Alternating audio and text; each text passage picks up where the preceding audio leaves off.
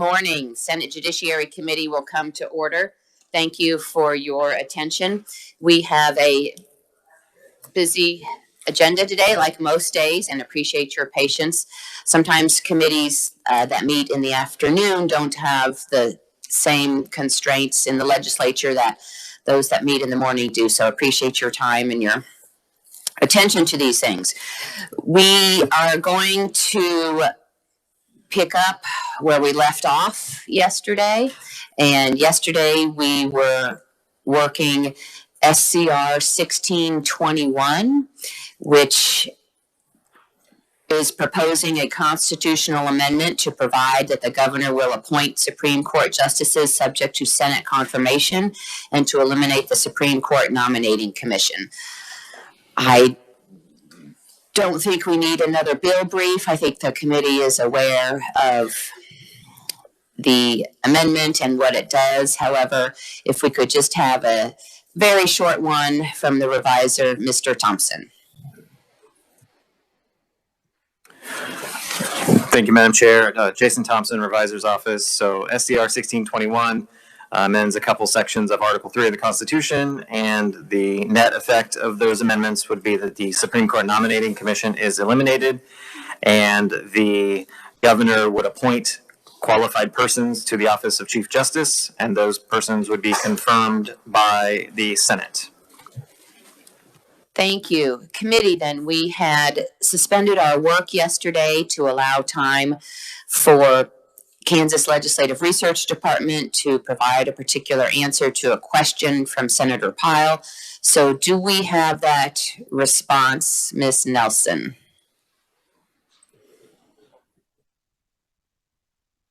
That's okay. This is Natalie Nelson, Legislative Research. Yes, I apologize for not had an emergency come up yesterday, but I do have the data that Senator Pyle requested. It's just the length of terms of Supreme Court justices, and I have that in a spreadsheet format if you would like me to distribute that to the rest of the committee. Sure, that would be fine. Thank you. And while we are waiting for that, Senator Pyle, did you have a question, or I think you were wanting to? No, I just have my amendment when you're ready, Madam Chair. Let's wait for that to be distributed, and then I do believe we have an amendment.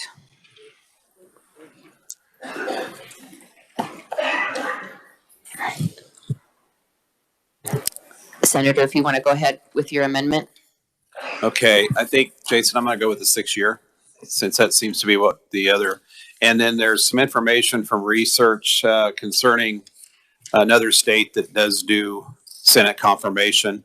As you know, members, the amendment does eliminate the nominating commission, and it goes to direct appointment by the governor with a confirmation by the Senate. What my amendment would do, judges would still be subject to retention election with that process, and my amendment would do away with retention election and replace it with a re-confirmation of the Senate on a 6 year term.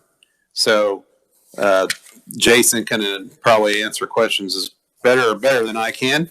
But you have in front of you, Vermont does do this in some form of fashion, reconfirmation. And so it is done in other state.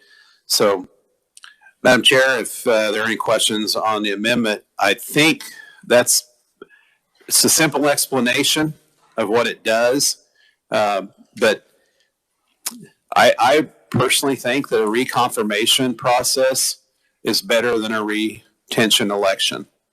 And so that's what my amendment does. It simply takes out that retention election process, puts in a reconfirmation process. So, and it would be at the end of 6 years. And there are some things that maybe, Jason, I would defer to you. A judge has to submit that they want to be retained in office in order to be reconfirmed. If they don't, maybe for some reason they don't think they can get reconfirmed or something, they don't have to do that. So they have an option. So I'll stand for questions, Madam Chair. Thank you, Senator. Did you want the reviser to explain the amendment? Jason, if I haven't done enough, if you want to add anything I've missed out, I would sure appreciate that. Thank you. Thank you, Mr. Thompson. And kudos to the revisor for, I started out with a different term and we started looking at things. We had 8 years. And so he has been very flexible and very good to work with and has done a great job. Thank you. Thank you, Jason. All right. Thank you, Madam Chair, and thank you, Senator, for the kind words. So Senator Pyle covered the basics very well. We replaced the process of retention by election with the process of retention by Senate confirmation. And the mechanics of it are pretty much the same mechanics as the initial confirmation process. The nuances would be that a justice would have a term of 6 years, just like they do now, except, at the very beginning, they have a term of 1 year, essentially, plus however long it takes to get to a general election. But this would just start them out with an initial term of 6 years, but that 6 years would end on the Monday that you begin session after the general election, that 6 years would run. So it's still synced up with general elections and the second Monday in January, so that it kind of coincides with the legislative session. And then the procedure is, by the 8th calendar day of the session preceding the end of their term, the justice would have to tell the Secretary of the Senate that they want to be retained or that they are not going to seek to be retained. It could be for reasons of retirement or any other reason, but they're required to submit that to the Secretary of the Senate, and the Secretary of the Senate then informs the President of the Senate and all the other leadership that we have a vote to consent to retention that we need to take. You would have 60 days to do so, just like you have 60 days to act on a confirmation. And if the Senate fails to vote on that, then they will be deemed to consent to retaining the justice. So there is no ability to sort of not vote on the issue, just like under the current system. And if the Senate rejects the retention, there are provisions there about that becoming vacant upon the expiration of their term, which would then trigger a new nomination and consent procedure for another justice. I think that pretty well covers it. So with those extra details, I think that pretty well. Thank you. Committee, any discussion? Senator Baumgartner. Thank you, Madam Chair. I just have 2 quick questions for the carrier of the amendment. We'll start with the page 5 with regard to the date. Are you comfortable with this change? Are you comfortable with the August 2nd, 2022 on that? Senator Pyle. Thank you for the question. I'll leave that up to the body or the committee. I think that was what the original amendment was, Okay. so we just kept that. Thank you. And Madam Chair, my second question is simply, I understand that you indicate that second Monday of January is when the term ends on the 6th year. And then the Senate has 60 days to have the hearing and the vote. So my question is very similar to the Board of Regents, where they act as a regent even before the Senate body as a whole votes. So in this context, that 60 days, will they act as justices, or is in fact their term over and they start again from the point in which they have achieved that approval from the Senate? That's an excellent question. I'm going to defer to Jason on that one. Mr. Thompson. Thank you, Madam Chair. Jason Thompson, Revisor's Office again. And I'm sorry I didn't clarify that a little bit better. So the procedure would be that under the bill or under the resolution as submitted to you, a justice does not begin their term until they're confirmed by the Senate. So they cannot act as a justice until confirmed by the Senate. And then when they are up for retention, they have to file their desire to be retained with the Senate in the session before their term expires. So if a justice were appointed right now in the 2022 session and confirmed, their term would end on the January following the general election 6 years from that. So their term would expire January of 2029. So in the 2028 session, they would have to file their candidacy to be retained in the first 8 days of that legislative session. So you would act in the session before the term expires. And the only the only thing I could think of that I discussed with Senator Pyle was that you could have a situation where the judge is going to not seek retention, and they're essentially a lame duck for that period of time that they're still in office, right? Or you could have a situation where the Senate rejects that retention, and you again have a lame duck sitting in office until that term expires. But it would happen before the term expires, so the timing all kind of works out. Okay. So thank you. That certainly, I didn't find that middle part in here. Thank you for that clarification. I like it. Senator Pyle. I just want to comment on what the work Natalie did. If you look at this list, this is the judges that have served, and it gives you their years of service. And on the back, you see the average, and the average years of service is 12.2. So technically, I mean, it would be interesting that a judge could be in for 12 years and only have to be reconfirmed once. So it's not unduly burdensome, I don't think, on what the process is. But anyway, just thank you, Natalie, for doing that. I know that took some work. Thank you. Committee, Senator Gossage. Thank you, Madam Chair. I am trying to remember the term currently of a Supreme Court justice before they go up for an election on a ballot, right? Or how does that work? I'm sorry. Please help me. Thank you. Is the first retention vote, is it 12 months? It's 12 months. And then it's every 6 years. And then it's every 6 years. Yes. Okay. Thank you. Thank you. Committee, other discussion on the amendment? Senator Corson. Thank you, Madam Chair.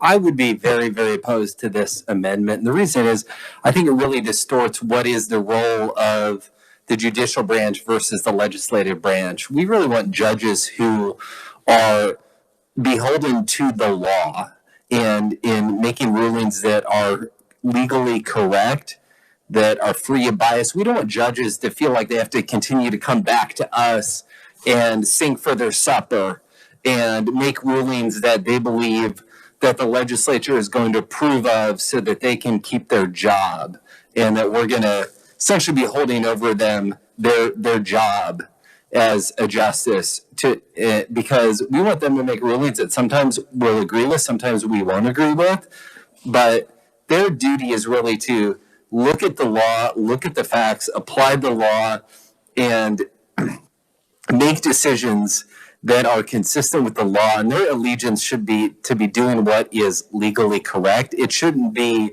well, I don't know if I want to rule this way because I've got to go back in front of the legislature and I know that they're not going to like this ruling. I mean, they're beholden to the Constitution. They're beholden to the people of Kansas currently through retention elections. It is just it improperly breaks down what should be a wall between the legislative branch and the judicial branch. We should not hold over the heads of justices their jobs by saying that if you don't rule the way that we want you to rule on things that we pass, we're going to vote to take your job away. I mean, that to me, this is totally improper. It really perverts the whole role of a judge, perverts the whole concept of separation of powers, and I just think is wildly, wildly inappropriate. Thank you. Senator Baumgartner. Thank you, Madam Chair. Just going to comment very briefly. When we talk about upholding the law, I certainly think that the number of times that the U.S. Supreme Court has overturned our state Supreme Court, where they have even codified into their response that have the justices read the state constitution, have the justices read the state statutes. I think that would certainly weigh in when we had that Senate approval process. Thank you, Madam Chair. Thank you. Senator Gossage.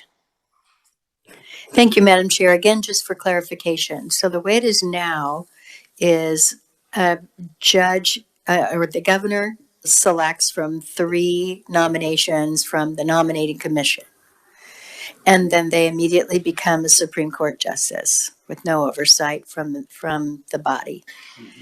Then after 1 year, they are up for reelection, if you will, or it's on the ballot for the people to vote to retain them. If they are retained in that first year, then they're up again on the ballot in 6 years. Is that accurate? Yes, I believe you have stated that correctly. So then, if that's the case, I guess what I'm not understanding is why is there a concern that there is no first year in this amendment? It eliminates that first year retention vote and just goes to directly to the 6 years.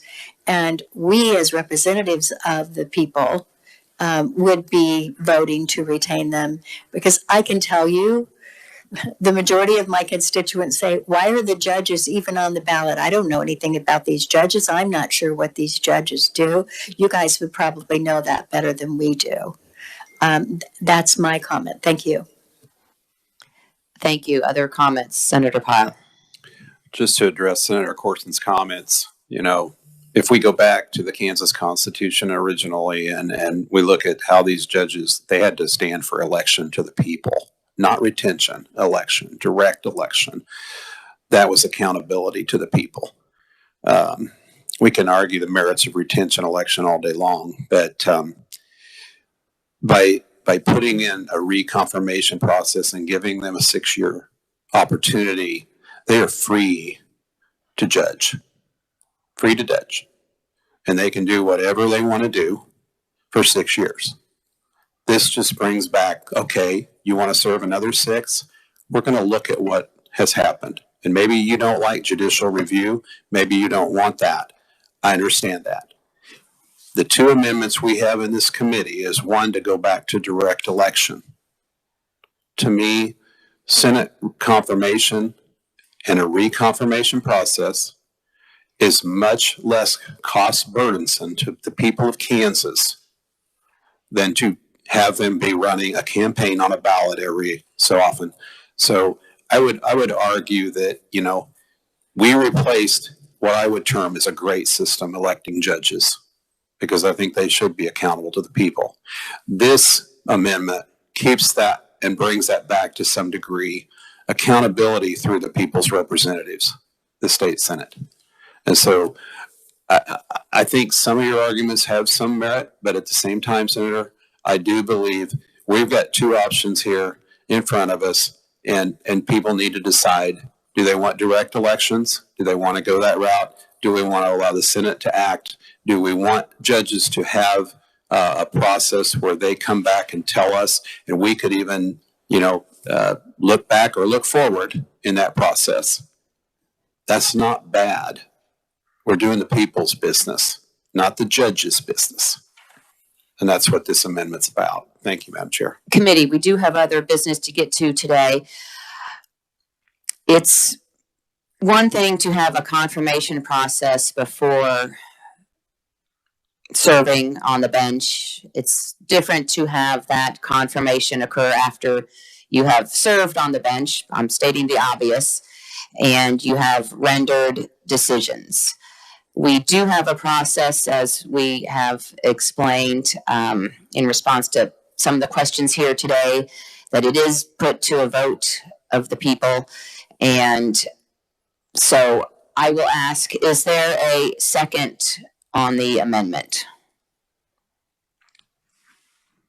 I'm not. Okay, we have a second from Senator Bowers. You all have heard the motion. It is to amend SCR 1621 with the retention by Senate confirmation after 6 years, and we will vote on the amendment. All those in favor signify by saying aye. All those opposed, no. The noes appear to have it. We are back on the concurrent resolution. There is a call for division. We will now have those indicating their yes vote for the motion signify by raising your hand. Seeing 6 hands, and those opposed, raise your hand. Seeing 2, the amendment carries. We are back on the resolution. Committee, any other amendments? Senator Haley. Thank you, Madam Chair. I have an amendment proposed and would ask that it be distributed. It's brief and it's easy enough to explain while it's being distributed. It would change the election from the primary in a few short months to the general of this year. And in essence, that's what it does. While it's being distributed, I'd be pleased to have the discussion, stand for questions. Committee, is there a second for this amendment? Senator Corson. Committee, discussion on the amendment. Seeing none then, you all have heard. I'm sorry, I guess if you're Yes. prior to closing. Then Sir, go ahead, Senator Haley. Yep. And so first, let me thank research on this. You know, for all the constitutional amendments that we have, and full disclosure, I'll be offering the same for the other resolution as well, 1622. I want to thank Bob Allison Gallimore, who was with us for research. He was good enough to pull how often we have constitutional amendments that come through the legislature, and it should, I would hope that the committee and others would take judicial note that we always have usually general election measures put before us.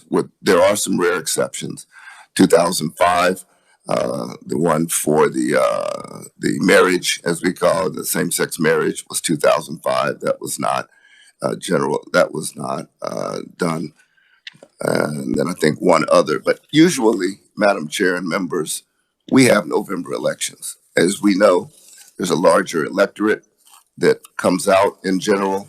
Right now, I don't think that what I consider to be the minority viewpoint that will come out in a very highly charged primary to see who can be the most conservative in some statewide offices in order to get the nomination, and also looking at other ballot initiatives that are already on this August ballot should be the driving force for something that's as broad and sweeping as changing one of our three branches, that being the judicial branch.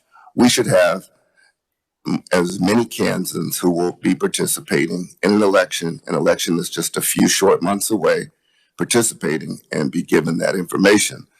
Earlier, Senator Gossett spoke to many people asking, what do I do when it comes to judges? I mean, they don't know. I mean, I have the same circumstance.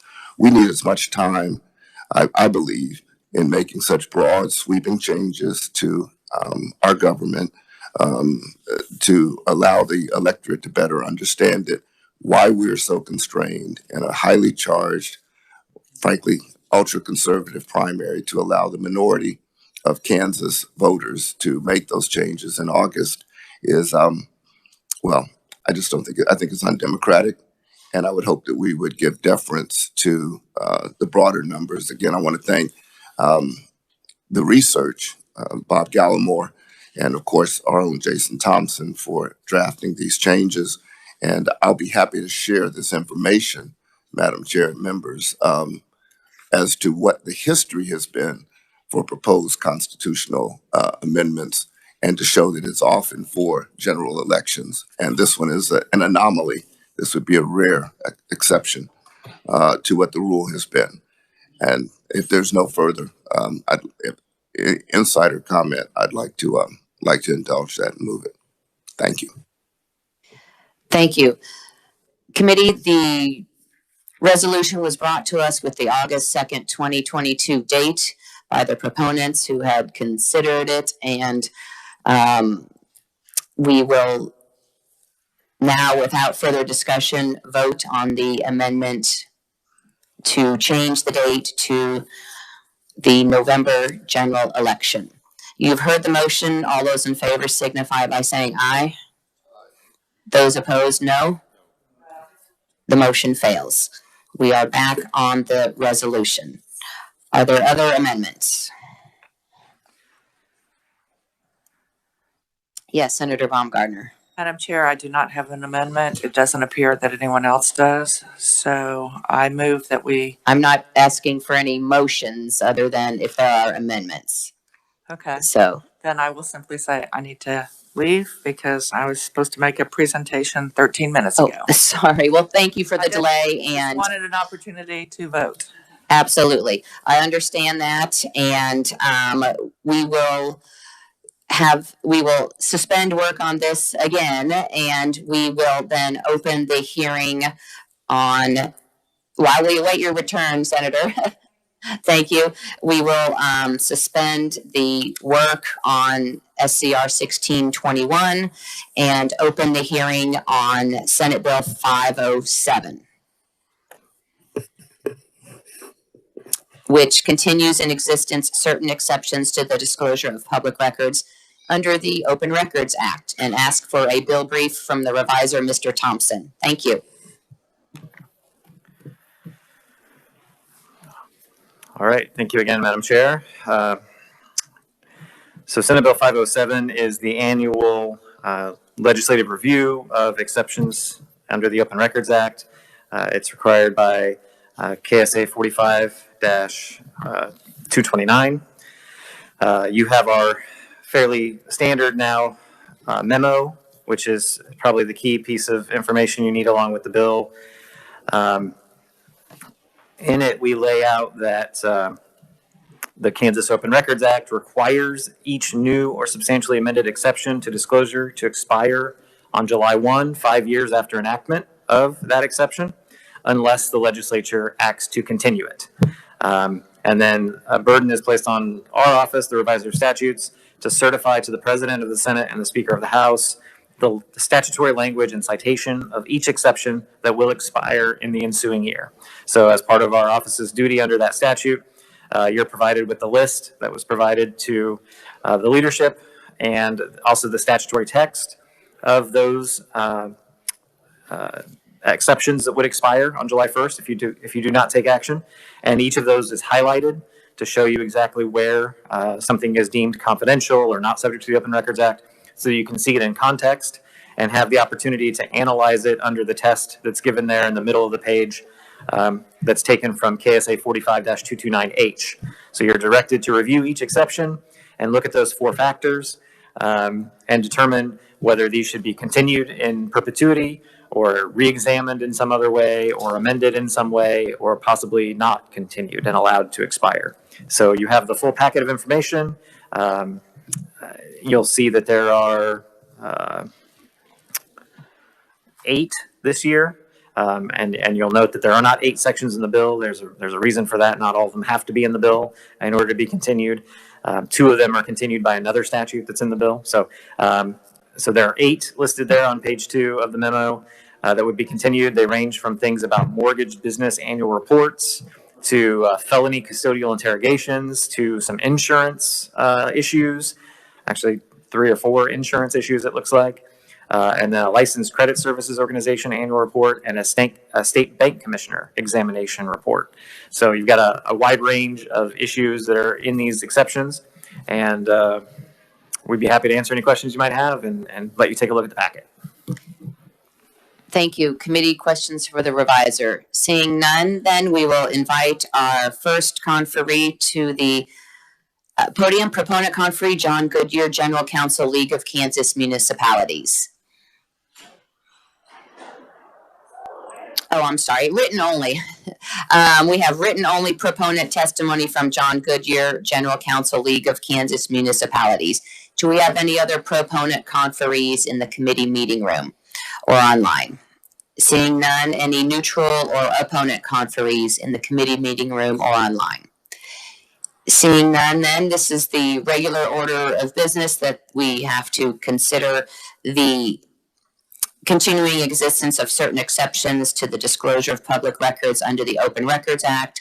So with that, we have the proponent testimony in your committee folder, and we will close the hearing on Senate Bill 507. Committee, we will open the working of Senate Bill 541. We had heard Senate Bill 541 Monday this week regarding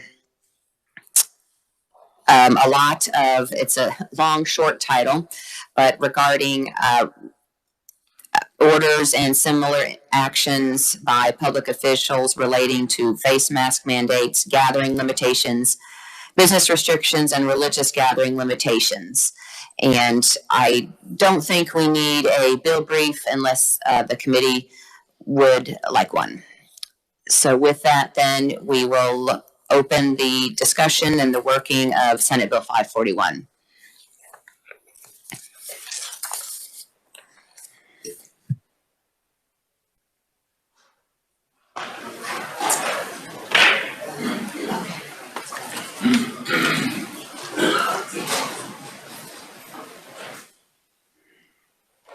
Committee, we will stand at ease for just a moment.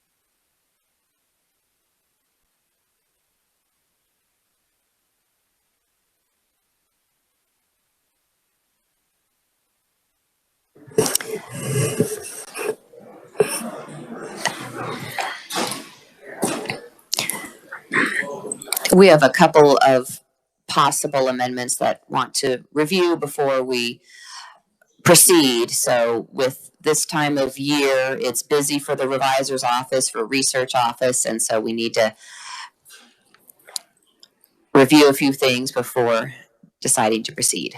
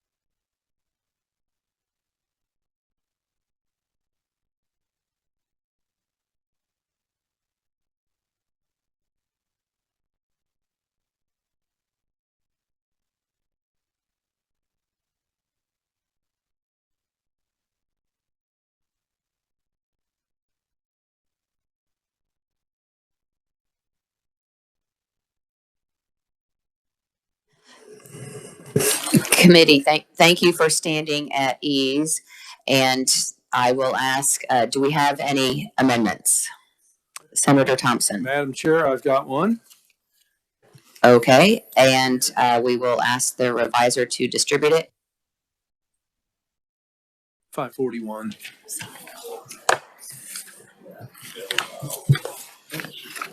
Did you want to briefly explain and then we will have the revisor, or do you just want to wait for the revisor to explain? I think the revisor can do a good job with it.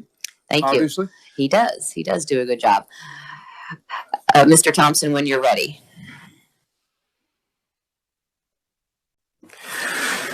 All right. Thank you, Madam Chair. Let me send this real quickly to the committee secretary. There we go. All right. So that can be posted online for anyone who's not in the room. Hopefully it'll be up there soon. It just takes a little while, so be patient. All right. So this is labeled proposed amendment face masks. And from the change in the title, you get the idea of the content. It would add a requirement prohibiting a governmental entity or public official from ordering or otherwise requiring a person to wear a face mask as a response to a contagious or infectious disease. And then to facilitate that, there are several references to face mask mandates that would be stricken because you could no longer enact them under this new section, so those become unnecessary. So you'll see that in the title as well. And then you'll see that we add KSA 65-202, which is near the end of the bill, and I'll explain why that's added when we get to it. If you look on page 2 and then onto page 3, we're striking the first example of an action that would mandate the wearing of face masks that would be prohibited, so that becomes unnecessary. Ditto on page 3 in line 23. Page 4, we would then strike all of section 4, the current section 4, because it deals with school districts requiring masks. That would be prohibited by this new section, so that would not be needed. So that whole new section can be struck and then replaced with the language on page 5. Notwithstanding any other provision of law, governmental entity or public official shall not order or otherwise require a person to wear a face mask or as a response to a contagious or infectious disease. And then sub B is that they may recommend that a person wear a mask as a response, but they cannot require. That's the only change there. And then page 7, we are in KEMA. We're in 48-925. Where there's a specific reference just to say that the governor shall not have the power to order this as a response to contagious or infectious disease, even under KEMA. So that is clear. And then flipping a few pages then into the local disaster emergency under 48-932, that's on page 13. Similarly, a governmental entity under KEMA local powers would not be able to otherwise order or otherwise require a mask. Then flipping to section 11, which is on page 16. This is the powers and duties of the Secretary of Health and Environment. There'd be a clear carve-out exception noted that except as provided in section 4, the Secretary has all of these general powers, but that is not a power that they have. Page 17, we strike the reference to mandating masks because they would not be allowed to do that. Page 19, we're in the local health officer statute, that's 65-201. Again, exception as provided in section 4, that the health officer can do certain things, and a striking of the face mask language there because it would not be needed. Finally, then on page 20, you get the insertion of the new statute that's not in the bill, KSA 65-202. And if you flip to the very final page, you'll see that statute. It is again dealing with local health officers. And because in the middle of that statute, subsection C currently, but it would be subsection B in the amendment, the local health officer has certain powers related to infectious, contagious, or communicable disease. And we felt it needed to have a clear exception that points to section 4, just to make sure that this would not be a way for the local health officer to exercise a power that's otherwise prohibited by section 4. So that's maybe a longer explanation than needed, but that's all the little pieces in there to make the blanket prohibition work. Thank you. Committee, I'll turn to Senator Thompson first if you have other discussion or comments. No, I think Mr. Thompson covered it very well. And obviously, this is, I believe, a good amendment. We look at what happened over the course of the pandemic. And there was a lot of masking for children. that was unnecessary. Now we're seeing the consequences of that. These children are having developmental issues with speech pathology and things of that nature. We found out that states that were masked up actually had similar, or in some cases no difference in the transmission rates of the disease, so the mask didn't really work. And it was just, I think it should come down to a personal preference. This allows the entities, governmental entities, to provide advice, and if someone decides the mask is appropriate for them, they can do it. But this also gives the personal freedom and options to not to do that, and that we can't force people into that situation. And with that, I'll stand for any questions. Thank you, Madam Sorry, Chair. Senator Pyle. I just, in the spirit of transparency, I watched as you handed this to the senator and asked him to offer this. I'd like to know who drafted this amendment, please, Madam Chair. I worked on drafting it. Thank Okay. you. You worked with the reviser, or did you work with anybody else? I worked with the reviser. Okay. Did you at any time consider anything other than face masks in here, such as temperature checks or vaccines? We're working the bill, so we're open to amendments. Right now, we're working on mask mandates. So you didn't consider those? We're working on mask mandates right now. All right. Thank you.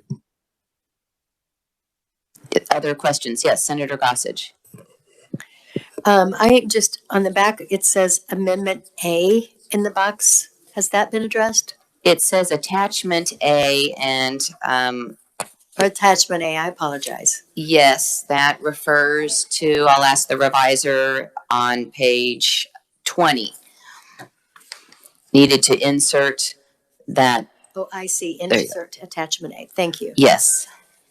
Committee, do we have a second on the motion to amend on the face masks amendment? Senator Gossage with a second. Thank you. Committee, further discussion on the amendment? Seeing none then, you all have heard. Is there any closing on the amendment, Senator Thompson? No, I just closed my amendment or offered up for the committee. Thank you. Committee, you have heard the motion. All those in favor signify by saying aye. Those opposed, no. The motion carries. We are back on the bill. Do we have other amendments? Senator Gossage. Thank you, Madam Chair. I do have an amendment. Thank you. We will ask the reviser to distribute it. The KEMA exercise of religion.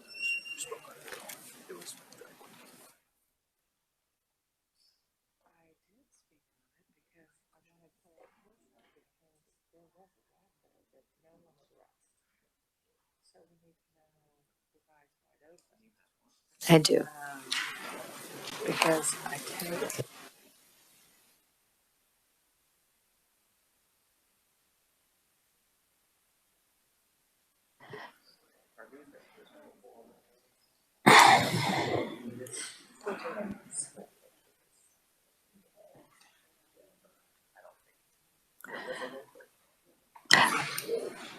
Senator, would you like to explain the amendment or ask the reviser to? There. Thank you. Mr. Thompson?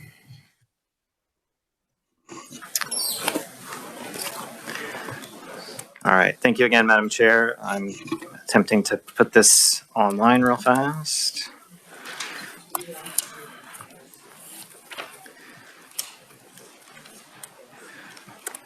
Okay, that should get it out there. Hopefully it will be posted soon for anybody who's following along. So this one is labeled KEMA Exercise of Religion.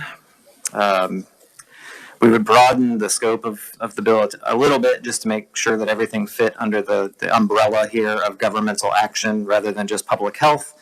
Arguably, the religious aspect is a little broader than just public health, so to be safe, I would advise that amendment as part of this. The key is the second box there, limiting powers of the governor and other governmental entities under the Kansas Emergency Management Act related to the exercise of religion. So when I say KEMA, I mean the Kansas Emergency Management Act. And specifically, we're looking at page 6, which is part of KSA 48-925, which is the executive branch power, the governor's powers under KEMA. We would provide in subsection D all of the exceptions to the exercise of that authority. On page 7, you can see there are 2 currently that the legislature has enacted. The first is about restricting the sale, purchase, transfer, et cetera, of firearms or ammunition. The second is election laws, right? So that would say 1 and 2. And then a third would be added: no rule, regulation, or executive order issued by the governor or any other governmental entity pursuant to KEMA shall apply to the exercise of religion in a church, synagogue, or other place of worship. I would note for the committee, I borrowed this language in part from the state of Virginia. So that is the model, if you were curious. And then we do a similar amendment in KSA 48-932, which is on page 13. And that, again, is the local disaster emergency statute for local government entities to use, and it would have the same provision. They are not allowed to, pursuant to KEMA, apply any of their actions to the exercise of religion in a church, synagogue, or other place of worship. Thank you. Committee, discussion on the amendment, or did you want to explain further, Senator Gossage? Thank you. Committee, discussion on the amendment. Senator Haley. You did do a great job. And actually, I was asking if, Madam Chair, Mr. Thompson could help differentiate between what we already have. I remember at the beginning of the pandemic, some of the concerns that were expressed in many of the churches in my district, of which there's a huge proliferation. Some of the concerns that the congregants could not worship as they'd like, and this was a huge impediment for my support, understanding the need for having protocols in place to quell the pandemic. But how is this different, Mr. Thompson, from what has already been implemented? Is this just another, I guess, belts and suspenders, if you will, to what's already in place? Because First Amendment being the right to assemble, and certainly the right for to practice one's religion freely, including being unmasked or unvaxxed or unprotected. How is this any different? Why? I mean, I'm constrained to want to support this part of more than anywhere else because of the if people want to gather in a place and subject themselves to a potentially deadly pandemic, and it's their exercise of religion, let them do that. But how is it different, Jason Thompson, Mr. Thompson, from what's already in our measure? Mr. Thompson? Thank you, Madam Chair. Jason Thompson, Revisor's Office.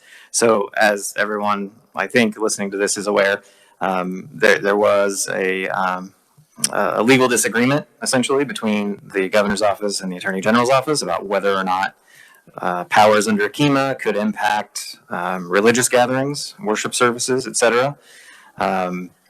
There's a strong legal argument that the governor is granted certain authority under KEMA, and there's a strong legal argument that Section 1 of the federal Constitution, Section 7 of the Bill of Rights of Kansas, the State Religious Freedom Restoration Act, and the Federal Religious Freedom Restoration Act all prohibit that kind of action. So we had a legal clash over that, and it ended with the governor not being allowed to impose certain restrictions,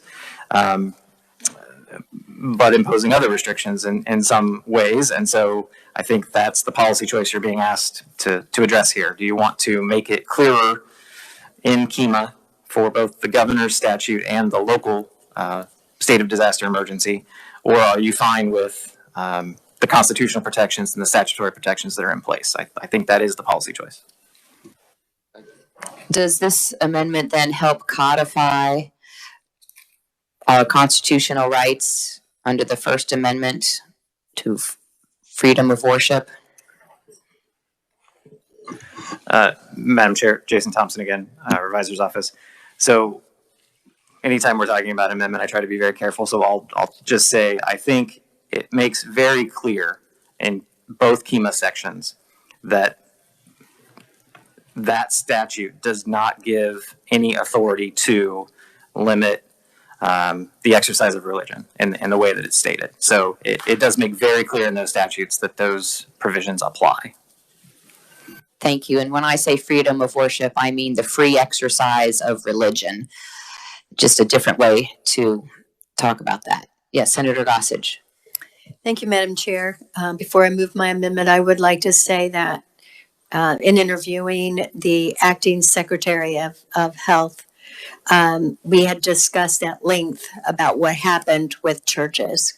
And she admitted that there was really nothing that said that they couldn't do what they did. That would not be her intention going forward. But then that's one acting secretary who said it's not been her intention. She would work with the church, give advice about if they had an outbreak in a church or something of that nature. I can't speak for her, but I think that that any acting secretary, governor would welcome codifying this, that anything having to do with the Kansas Emergency Management Act shall not apply to the exercise of religion, synagogue, or other place of worship. Thank you. Just to confirm, do we have a second on the amendment? Okay. And would you like to make a motion then regarding your amendment? Yes, Madam Chair, I would like to move this amendment. Thank you. Is there a second? Senator Baumgardner. Thank you.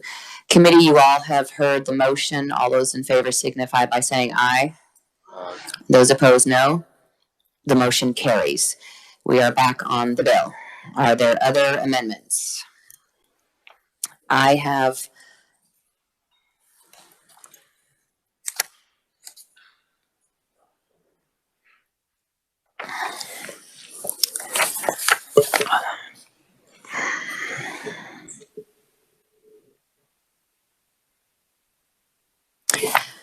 committee, we heard from several proponents and other Kansans when we had the informational hearing that they were concerned that childcare facilities weren't specifically discussed in the bill.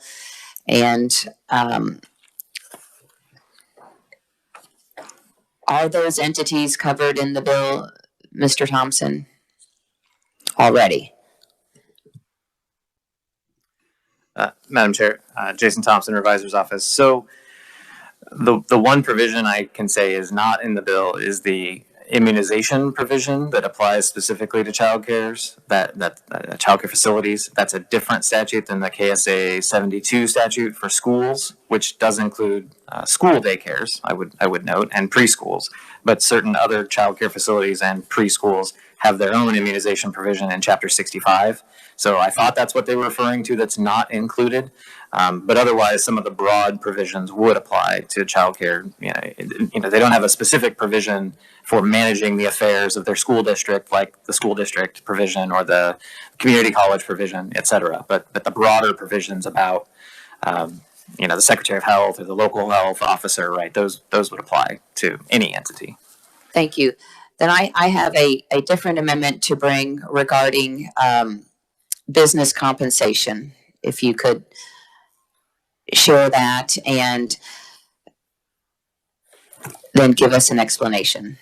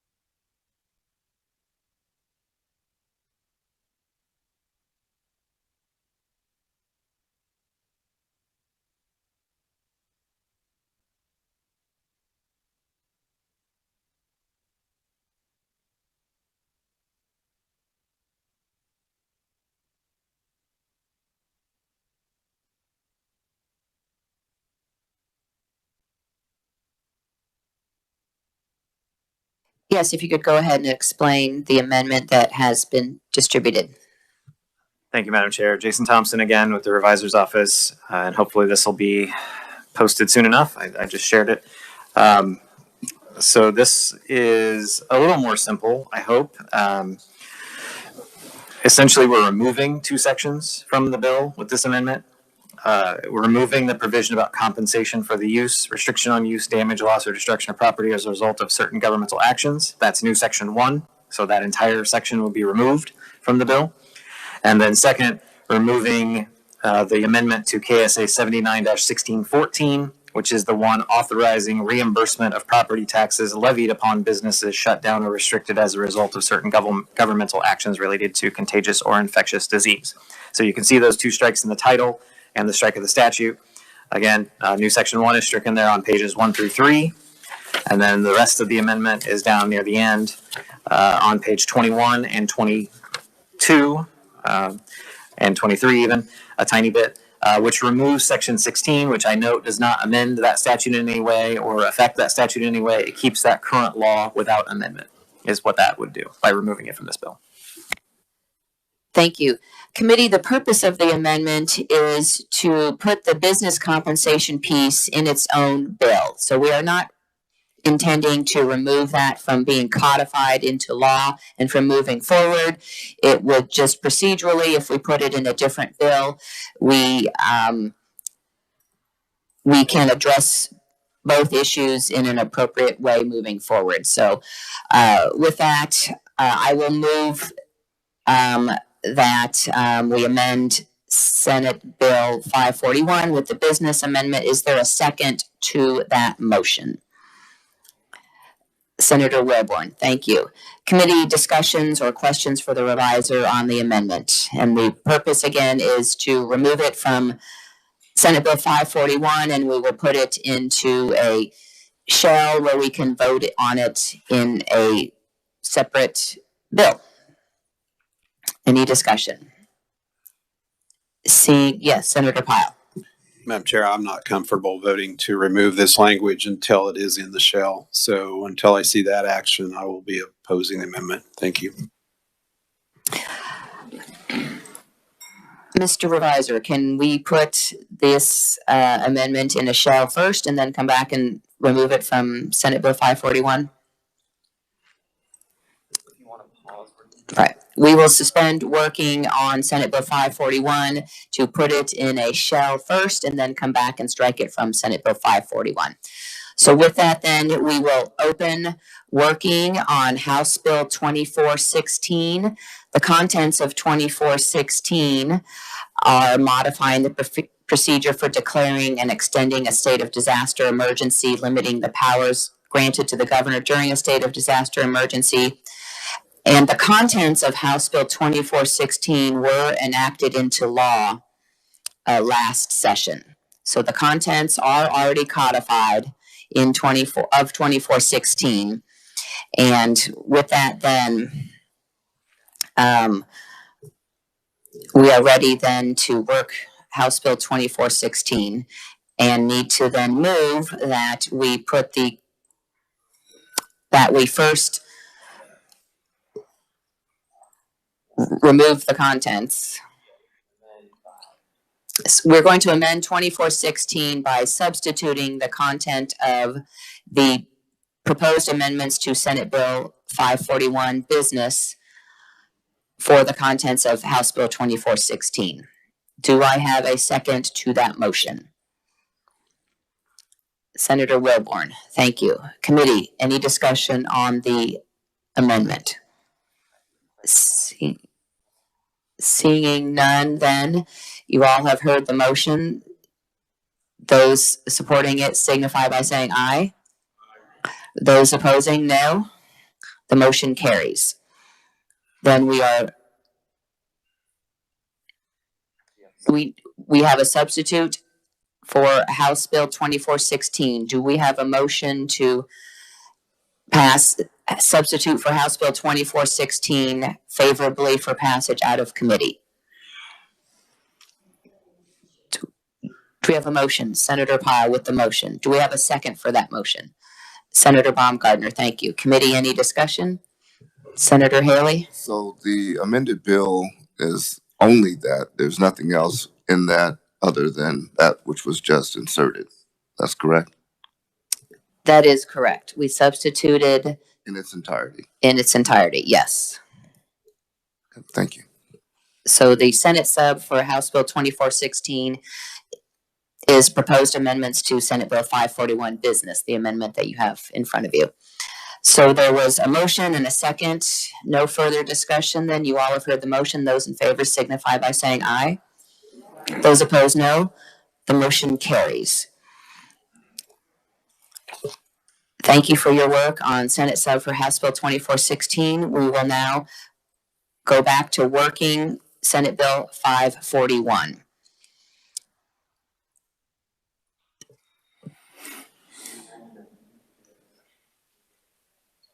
Yes.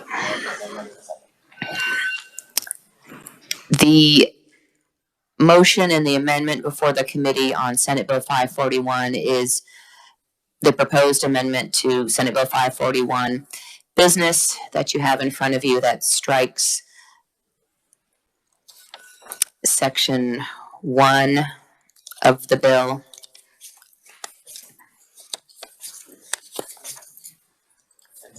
and section 16.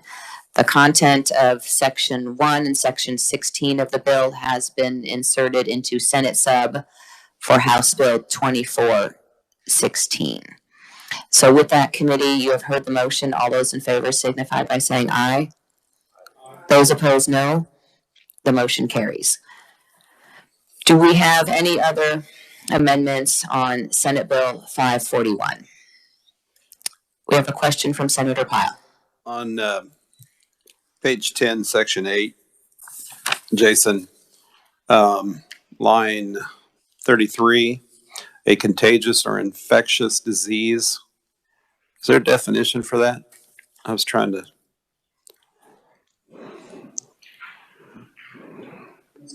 Mr. Thompson?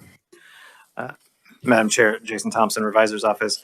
That's the phrase used throughout Chapter 65 to refer to diseases that can be mitigated by the Secretary of Health and Environment or the local health officer. So I gather that it has a particularized meaning in the public health arena.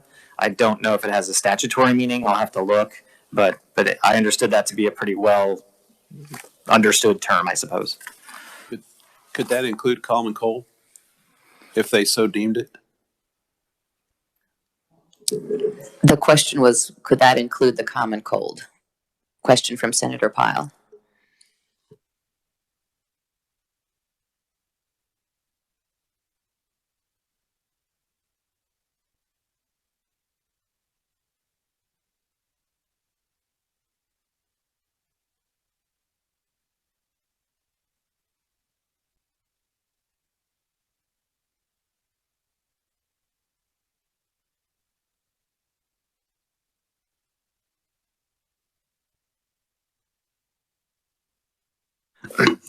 Madam Chair, I apologize, committee. Jason Thompson again. I'm not a public health expert in any way, shape, or form. So in theory, yes, right? I mean, the general meaning of those words is it's a disease that can be spread from person to person. So I think in general, and I understand that sometimes those are things that the secretary could act upon if required. The Chapter 65 definition, at least part of Chapter 65, deals with diseases designated by the Secretary of Health and Environment under a certain statute, which is 65-128. Obviously, this provision and the related provisions where we're just using that term outside of Chapter 65 may have a broader meaning. But I suppose that just puts the policy question to you, right? It's designed to give those entities, in this section that you're looking at is the community college section, I believe, right? So it's designed to give those entities control over their buildings and facilities in regard to those public health issues. So it could be narrowed, it could be left. It is just part of the policy question, I suppose. Thank you. Senator Baumgartner. Thank you, Madam Chair, though I don't believe it is codified as far as an actual definition, but typically when we are talking about contagious or infectious diseases, those are diseases that through a test can be identified. So influenza would fall under that because there is a test that can be taken to identify that it is in fact the flu. We've had various strains such as the avian flu and so forth. And when they developed that flu vaccine, they actually use specific strains and they change from year to year based on the strains that they anticipate will come to different regions of not so much the country, but the world. And so when we're talking about infectious and contagious, we're talking about things that absolutely can spread, can be tested and identified. Thank you, Madam Chair. Thank you. Committee, is there a motion regarding the bill? Yeah, Senator Bowers has a question. Thank you, Madam Chairman. I do have a question, and it's popped up this morning from the ag community, and maybe I can ask Jason a question if the bill we're working on is just dealing with humans or the contagious infectious disease part also with animals. And I'm looking at the Department of Ag and just the ag community asking that. If that needs to be clarified, I don't have an amendment prepared, and we could do it on the floor, but if we want to be clear that this is humans and not animal related also. So I'm sorry, Jason, just to dump that on you, but what do you think? I appreciate the clarification. So, we'll turn to the reviser, Mr. Thompson. I think the intent is that it applies only to people, but we want to make sure that we have it codified correctly. Madam Chair, Jason Thompson again. So I know under KEMA there are specific different provisions for ag-related emergencies, right? So that one I'm familiar with.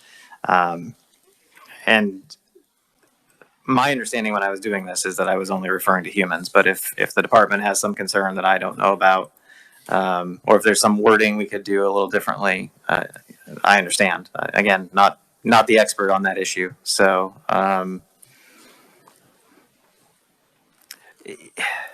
most of these sections speak to a specific entity taking action related to infectious or contagious disease. If they don't have that power when it comes to animal infectious disease, which most of them don't, is my understanding, right? That's a Department of Ag issue or some other person. Then I don't know how they would have something that would have a lawsuit in response.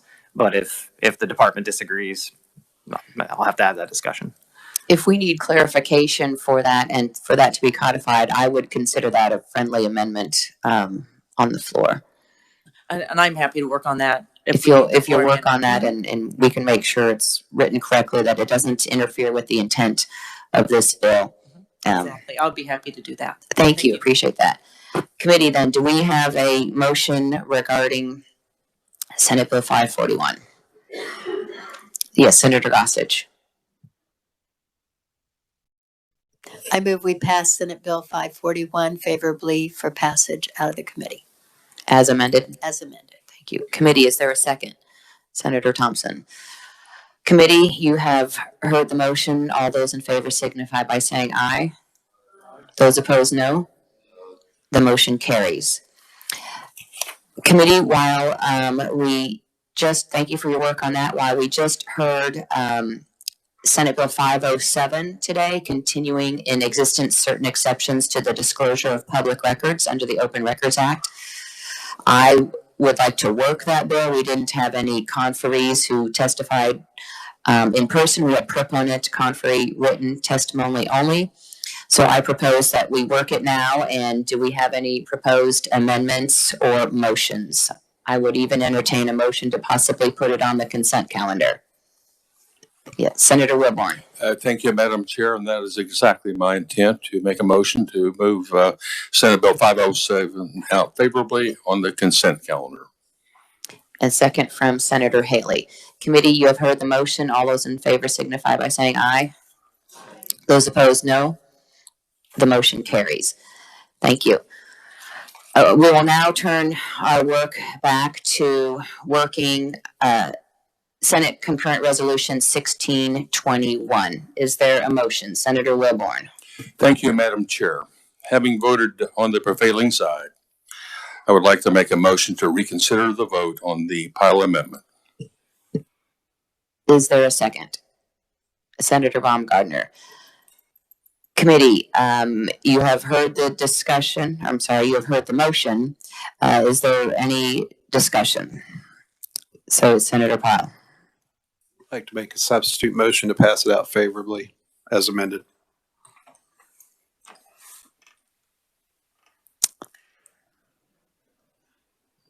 Is that substitute order motion in order?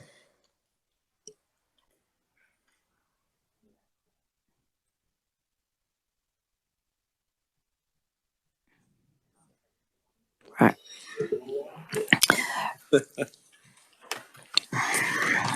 Her rule.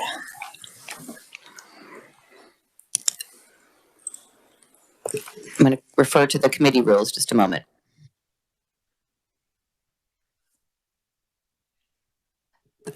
Committee. Exactly.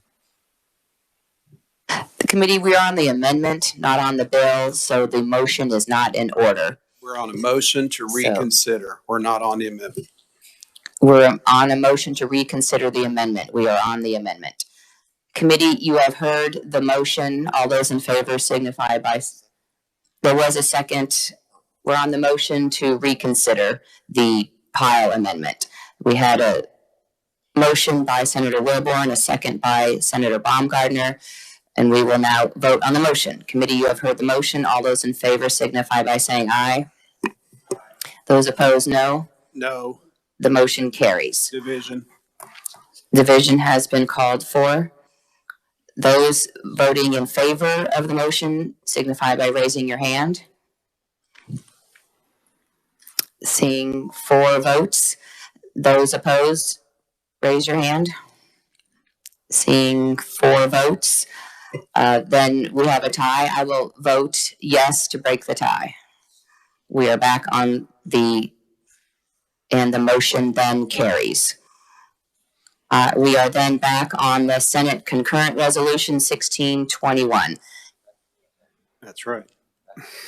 We're back on correct. We were voting to reconsider, and now we are reconsidering the Pyle amendment on Senate Concurrent Resolution 1621.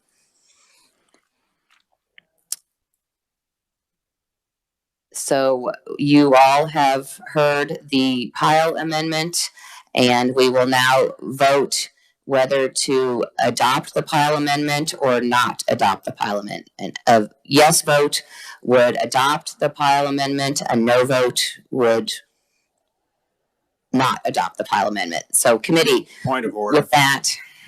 Do you have a motion? Do we have a motion, Mr. Revisor? We would need a motion first. We're back on the substitute motion.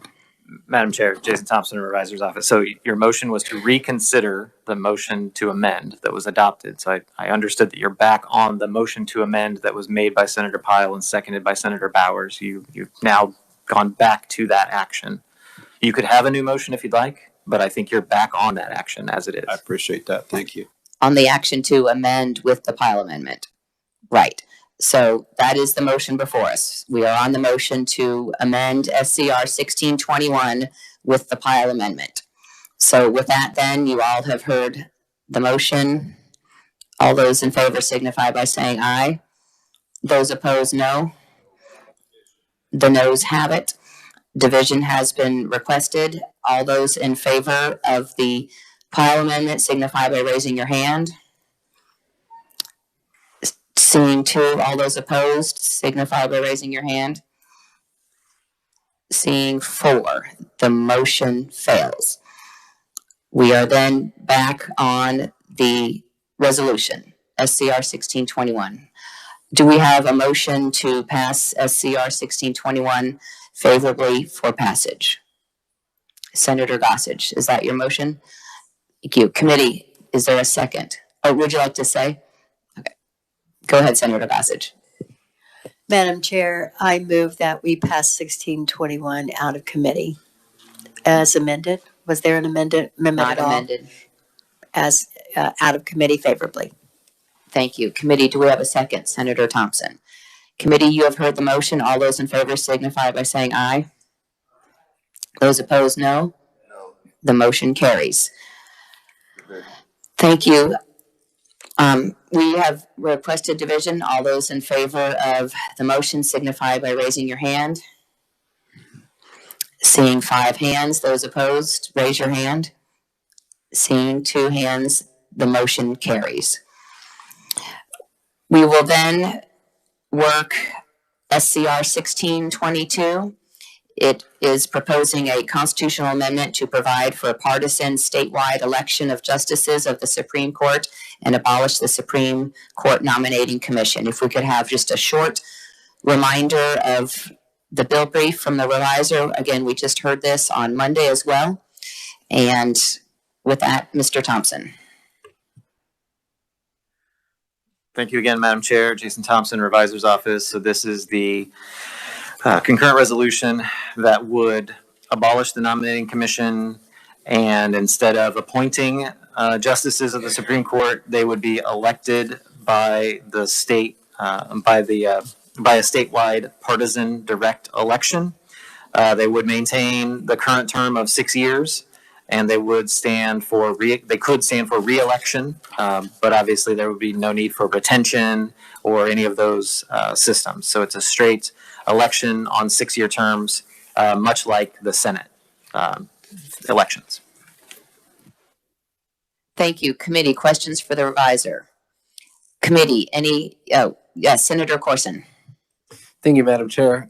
Hey, Jason, can you just correct me or confirm for me that if they're running for office, they would be subject to the same campaign finance rules that any other statewide candidate would be, correct? Same fundraising limits, reporting requirements, all of those things? Mr. Thompson. Madam Chair, Senator, yes. So the language is on page 1 in line 26, with exceptions provided in this section, which I believe are minimal. But election laws applicable to other state officers elected from the state as a whole shall apply to the nomination and election of justices of the Supreme Court.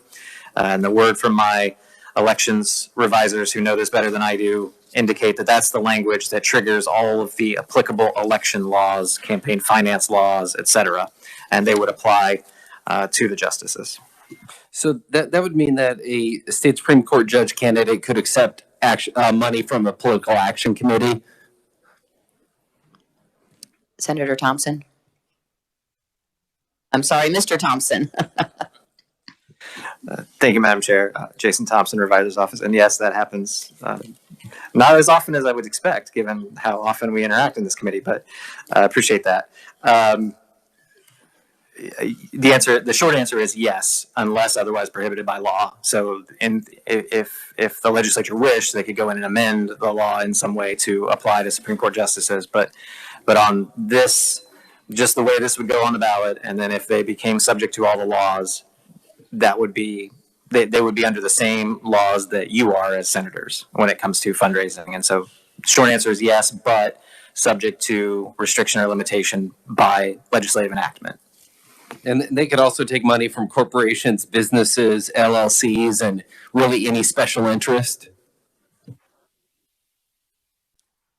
Mr. Thompson. Madam Chair, Jason Thompson, Revisor again.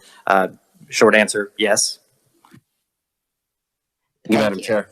Committee, other questions for the reviser or discussion or a motion on SCR 1622? Oh, yes, Senator Haley. Yes, thank you, Madam Chair. I did have the amendment, the same one. I think we know how it will fare.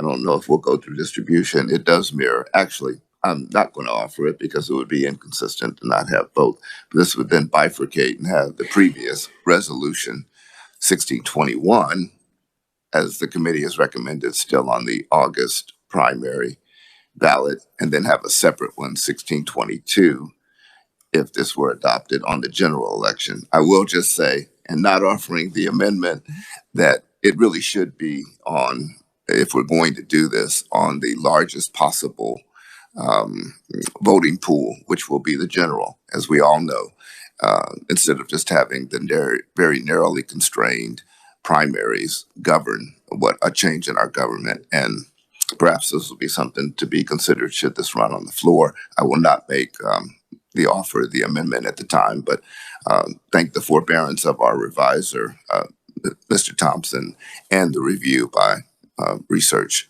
Bob Alice and Gal Moore for bringing the data.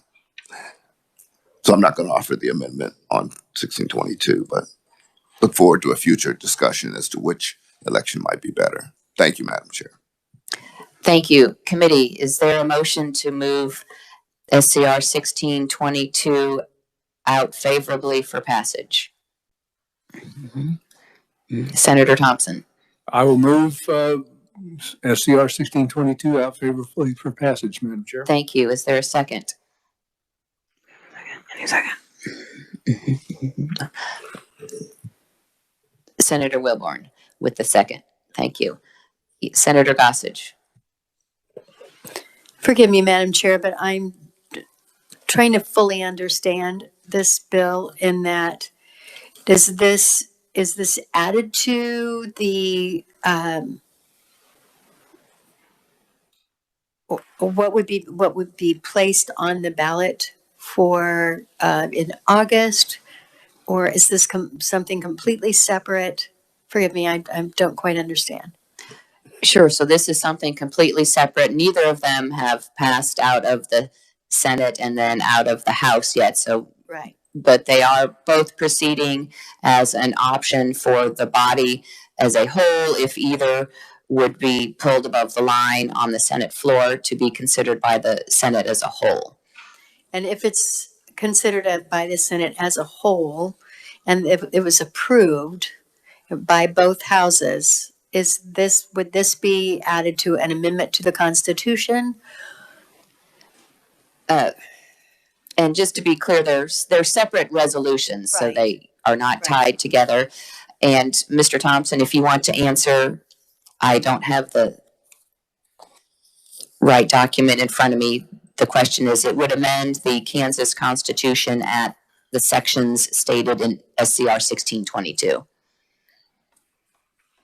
If I have that right, Mr. Thompson. Madam Chair, Jason Thompson, Revisor's Office. That's correct. So if 2/3 of the Senate and 2/3 of the House vote to place the SCR on the ballot as a proposed amendment to the Constitution, in theory, you could place both there. But then there's an interesting question of what happens if both are adopted. And I don't have the answer to that question, but they are separate proposals that amend two similar sections, and one amends a third section that's not needed to be amended in the other. So there would be a conflict between the two if both were adopted by the electors, but to get to that point, they both have to be put on the ballot, and we're just not there yet. Thank you. Other questions? That answers my question because they do seem to be conflicting. Right. I think the thinking is that at this point, we're advancing both of them to the Senate as a whole. They will both be below the line, and not sure what happens at that point. But as our normal procedure, when we vote out of committee, they will be below the line, just like SB 541 as amended is. So, Thank you, Madam Chair. committee, other discussion or questions? Senator Haley. Yes, Madam Chair, I oppose this measure, SCR 1622.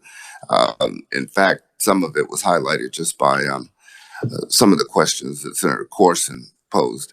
And I really think that when we look at our electorate and we look at Kansas as a whole, and the role of the judiciary in our system, that many are alarmed to, or will be alarmed to think that basically campaigns can come forward and that those who are running for office might be taking sizable campaign contributions, or will be, in order to run statewide elections to get a position on the court. It's almost beyond the pale to think that we would have these ongoing elections and that those could be supported by various interests, special interests, and citizen lobby groups financially to pick those who will serve. This is an extremely, as far as I'm concerned, undermining measure for the bar, for our jurisprudence, and it's just concerning that this is something that would come through here. I trust that Kansans will join in suggesting we have an independent judiciary, independent of major financial, especially interests that would attempt to sway justice with a number of jurists. And I wholly oppose this, the concept even of this concurrent resolution. And I would hope that common sense would prevail among the members of this committee and certainly the committee of the whole, and that we reject it. Committee, other discussion? Yes, Senator Thompson. Thank you, Madam Chair. And I appreciate the comments and have similar concerns, but by the same token, I think this should go to the committee of the whole so we can have this discussion. And should it make it on the ballot, the people will decide. I believe that we heard in testimony on this that there were 6 or 7 other states that already do it this way, one being Texas. And obviously, it's on the opposite end of the spectrum from what we have currently. But at least it gives us an option to consider, and I think that it would be worthy of the discussion in the committee of the whole. Thank you, Madam Chair. Thank you. Committee, other discussion? Seeing none, then, do we have a motion regarding SCR 1622? Oh, I'm sorry. We've already had the motion in the second. It's been a long day, committee. It's been a long week, and it's only Wednesday, but here we are. So thank you for that. Committee, then, you all have heard the motion. All those in favor signify by saying aye. Those opposed, no. The motion carries. Committee, we have a request for division. So all those in favor signify by raising your hand. Seeing 4 votes, all those opposed signify by raising your hand. Seeing 3 votes, the motion carries. Thank you, committee, for your hard work today. And you would like your no vote recorded, Senator Haley, and no vote recorded, Senator Corson. Thank you. Committee, I need to stand at ease for just a moment to make sure that with our hard work today that we are in a good position to get these out properly. So I'm going to ask one question of the revisor. Please stand at ease for a moment.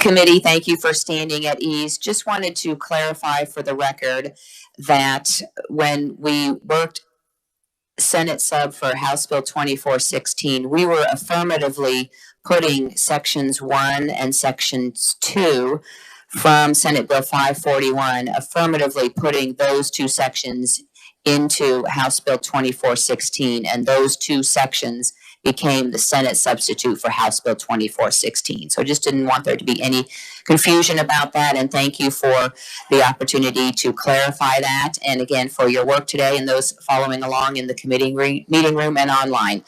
Thank you, and we are adjourned.